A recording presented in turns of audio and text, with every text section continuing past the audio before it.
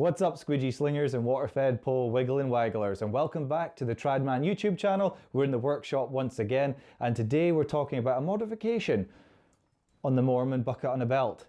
Stay tuned.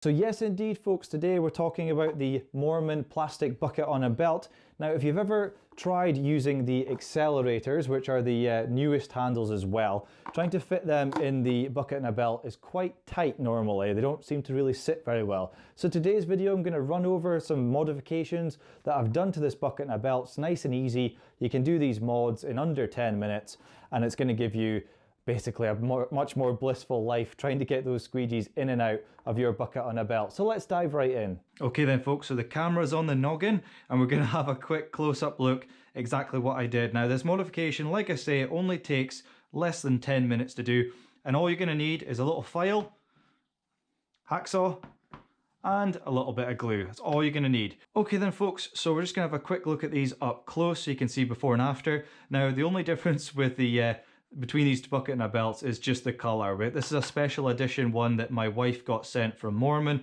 but size wise it is exactly the same as the blue one. It's the only unmodified bucket and a belt I actually have in my workshop at the moment, so that's what we're going to focus on today. Now if we turn these side on, you'll see the partition for the squeegee slots is actually a lot smaller. This is the modified one. So you'll see what I've basically done is cut it in half. So I've taken the hacksaw and literally cut it about there. So you're just cutting it in half down to about here, and then use the hacksaw to cut here until you're left with just half of the partition left. So if you do that on both sides, and then using your square file, you literally just do a little bit of that and a bit of that, just to make sure there's no sharp edges, and boom, that's exactly all you have to do for that modification to get your accelerator handles to just perfectly fit in those squeegee slots. Now, don't do this if you're only going to be using very sort of, I would say, slimline, normal type handles.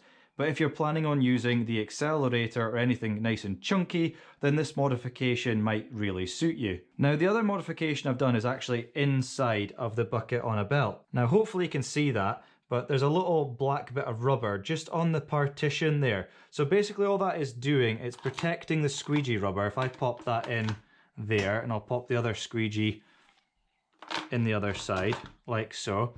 All that is basically doing, folks, is protecting our squeegee rubber from getting any indents. So all you need, I actually just used one of the Unger new inserts, but all I did was use one of those and trimmed it down so that it would fit inside of the Moerman bucket on a belt, and then using our Gorilla Glue, which is apparently the toughest jobs on planet Earth. I'm happy to say I've been using this for a while and it seems to be true.